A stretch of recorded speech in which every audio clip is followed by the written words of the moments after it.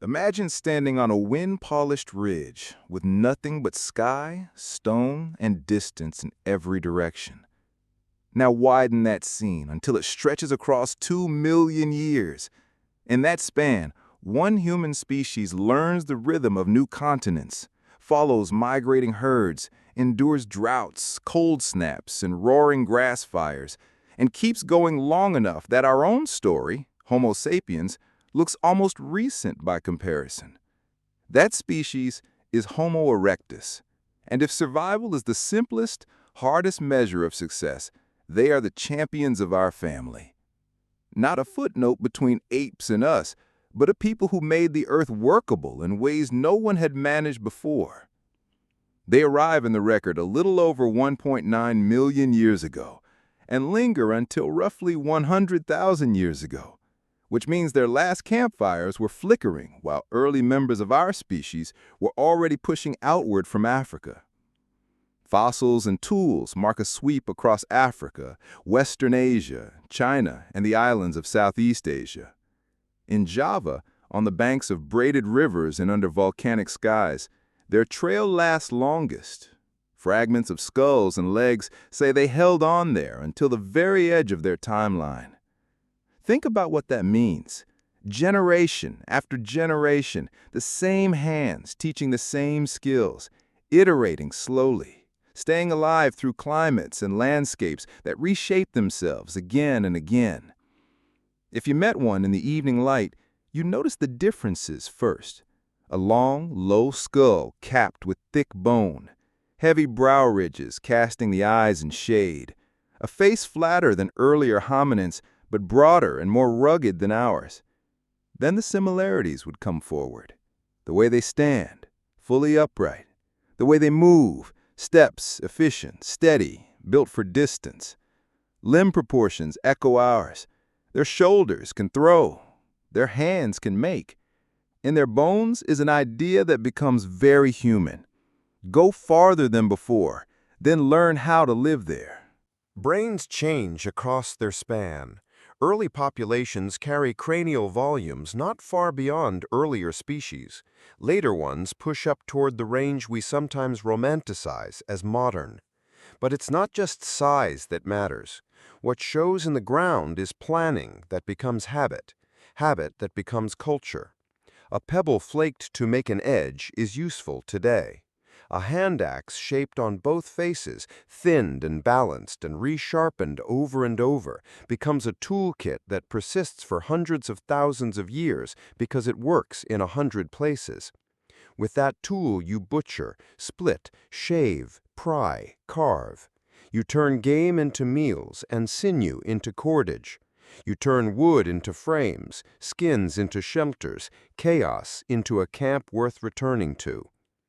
They were not alone out there. On open plains and in wooded valleys, predators weren't a storybook menace. They were neighbors with sharp opinions. Hyenas with jaws like bolt cutters. Big cats with patience.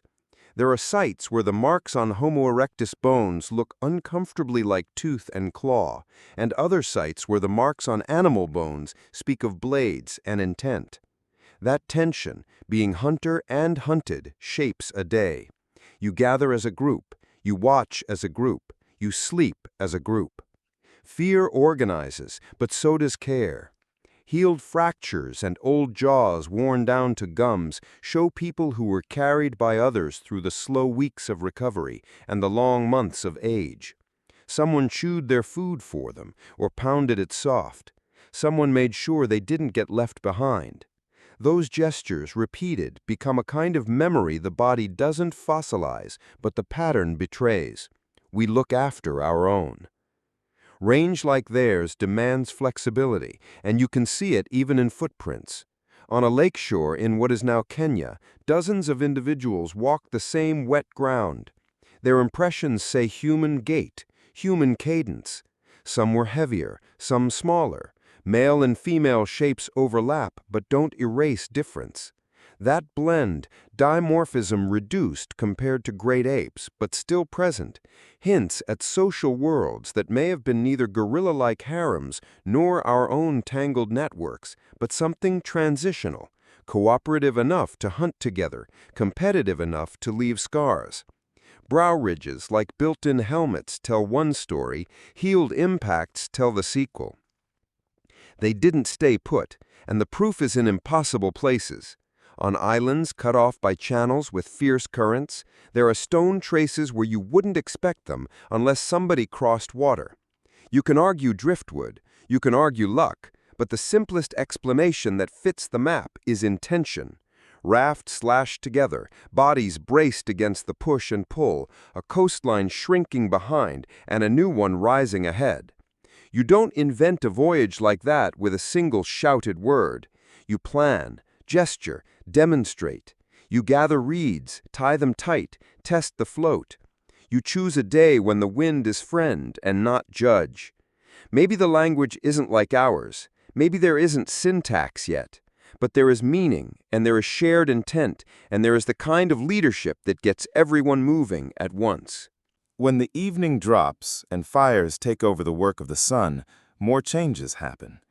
Heat means less time shivering, more time sharpening, weaving, teaching.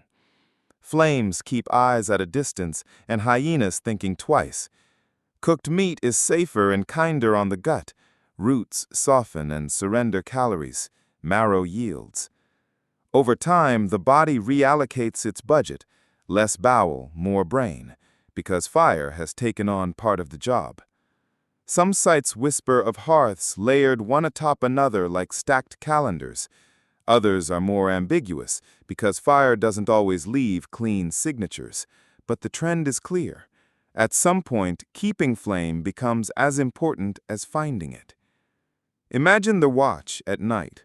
A bundle of dung smoldering like a secret, someone prodding the coals, another bringing kindling, everyone aware that embers are a kind of insurance policy you don't let lapse. None of this makes them us. Childhood seems shorter in Homo erectus, brain growth front-loaded in a way that suggests less of the long, language-rich dependency that shapes modern kids. The front of the brain, the part where we juggle symbols and imagine futures upon futures, looks less elaborated than ours. Their tools change slowly. Their art, if we call it that, is sparse and arguable. A zigzag on a shell, lumps of red earth collected and rubbed. But even those small gestures, the line scratched that serves no obvious purpose, the pigment chosen because its color pleases the eye or marks the skin, point to something that feels familiar. Curiosity reaching beyond immediate need. Their timeline overlaps with pieces of ours in intriguing ways. While their last island refuges were quieting down, our own species was beginning to show up far from home. Do those paths cross? The bones don't say. Genetics whispers possibilities and riddles. Even stranger clues come from parasites that have been riding along with us since before there was an us. It's messy, and perhaps it always will be. But uncertainty here doesn't weaken the story. It keeps it alive, reminds us that deep time is hard to reduce to tidy lines and labels.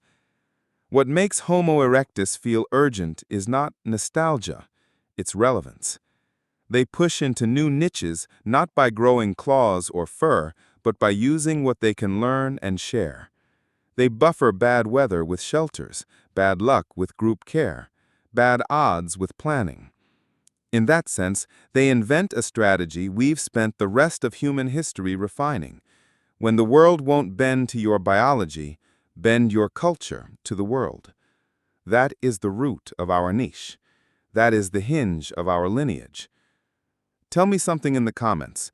Where are you watching from and what time is it on your side of the earth? I read them, Karachi at midnight, Berlin at breakfast, and they make this feel like a campfire with the circle widened. If this kind of deep-time storytelling speaks to you, tap subscribe for more from Prehistoric Medievals, and I'll meet you in part 2. They walked this planet longer than almost any other human form. But longevity wasn't their only gift. Homo erectus carried with them a set of quiet revolutions that still echo in our bodies and habits today. One of the most striking was their change in skin and hair. Unlike the thick coats of earlier primates, they began shedding fur, replacing it with sweat glands. At first glance, it looks like a loss, but it was genius. A bare body under the blazing sun could cool itself for hours, long enough to chase prey until it collapsed from exhaustion. Endurance running became possible, and with it came meat, dense calories that supported growing brains. And with the loss of fur came pigmentation. Dark skin acted like a shield against ultraviolet damage, protecting them in open savannas where shade was scarce. That interplay of biology and environment set the stage for humans as we know them.